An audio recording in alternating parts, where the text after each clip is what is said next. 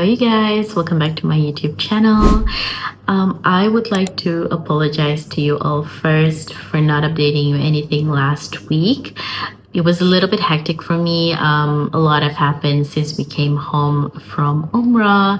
I wasn't feeling well. I had a chesty cough, and on top of that, I was also dealing with jet lag. But Alhamdulillah, I'm doing better now, and I'm very excited to be filming again. I also would like to take this time to wish all of you Ramadan Mubarak. May this Ramadan bring us closer to Allah and hopefully, inshallah, fill our hearts with contentment. Allahumma ameen. Now, I hate to break this to all of you, but I do have a bad news to tell you guys.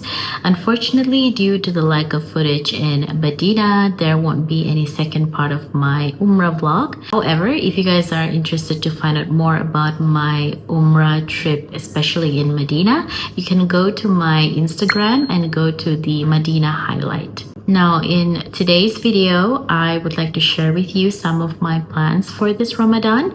But before we go on to that, I would like to quickly run through what I bought in Mecca recently. So the first thing that I bought in Mecca is the one and only perfume by Gissah. To be honest, this is actually my fourth collection from Gissah. I did buy 3 of their perfumes a couple of years ago in Mecca. So for the one and only perfume, it has the floral and fruity smell to it. If you look in the website, it says that the top notes are bergamot, passion fruit, and peach, whereas the heart notes are geranium flower, caramel, and jasmine.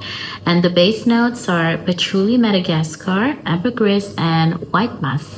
Now, if we compare the one and only perfume with the other 3 perfumes from Gissah I own, I personally think that one and only has more of like a balanced smell, whereas the other 3 perfumes I own, on one hand, it smells very sweet, and on the other hand, it smells like too musky. So one and only is something in between, and I feel like sangat-sangat sedap lah. So that is the only thing that I purchased for myself in Mecca. Other than that, I also bought these coffee beans. This one adalah kiriman my friend. She likes to drink coffee, but she doesn't like it bold. So I decided to get her this Maracu and Hamasho coffee beans from Kifa Coffee. Both has this fruity notes to it. If you're going to Medina, you can pergi Kifa Coffee. So good, you guys. It's so good. Yeah, so I'm gonna give it to her as soon as I go back to Sabah end of this month, inshallah. Now let's talk about my plan for this Ramadan. Firstly, I want to make it clear to you all, my only intention in sharing this with you all is to inspire you to do the same, because I believe as content creators, we do have responsibility to influence other people to do good. So I hope by me sharing this will menginspirasikan you all to do the same thing too, especially in this holy month of Ramadan. Okay, so the first thing that I'm planning to do this Ramadan is tadabbur and khatam al-Quran.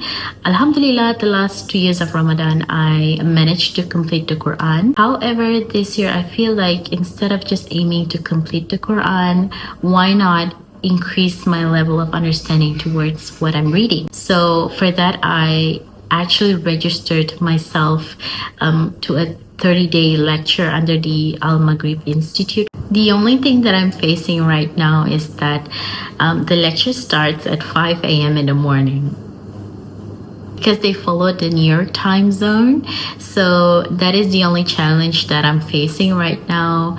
But other than that, that is what I'm aiming to achieve this Ramadan, inshallah. Now, the second thing that I'm planning to do this Ramadan is to wear more juba and loose clothing. To be honest, you guys, I had a hard time trying to decide what to wear when we go out, especially after we came back from Umrah. I feel like there's something special about wearing loose clothing. It makes you feel comfortable and also at ease. On top of that, it's also easier like when you go out and you want to pray, you don't have to think about, oh, I have to bring my lekung and all that. So it's easier, and I'm glad that I can practice it now during Ramadan. I hope that this can inspire you as well to wear loose clothing this Ramadan. If you are a non-hijabi and you feel like you want to practice wearing a hijab, I recommend that you start practicing it during Ramadan, because I feel like Ramadan is the best time for you to enjoy all the goodness. You know, it feels much happier.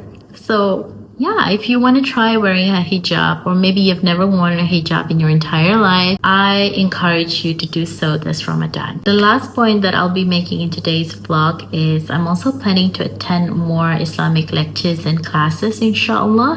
Based on my previous experience, one of the best ways to bettering ourselves is to search for beneficial knowledge. So if you guys are in Malaysia and you are interested to join this kind of classes, you can check out Faith Events website. They usually have fantastic events and mashallah, wonderful speakers invited from all over the world.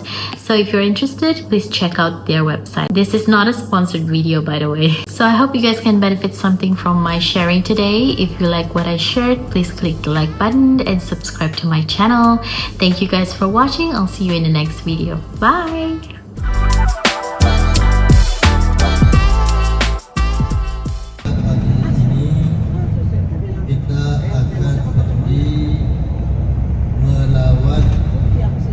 Sekitaran kota Madinah. Kita